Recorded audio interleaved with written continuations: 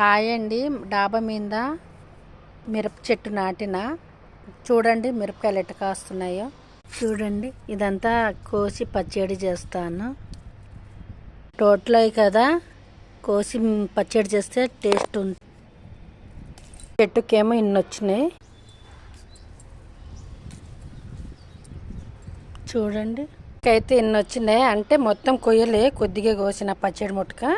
ఏమో టమాటాలు కోద్దాం. మా చెట్టుకి టమాటాలు కోసిన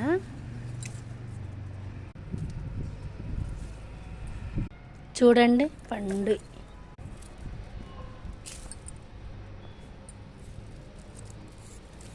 చూసారా ఎన్ని వచ్చినాయో?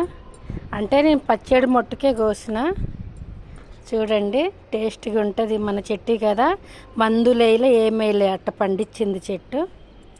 నచ్చితే లైక్ చేయండి. బాయ్ అందరికీ.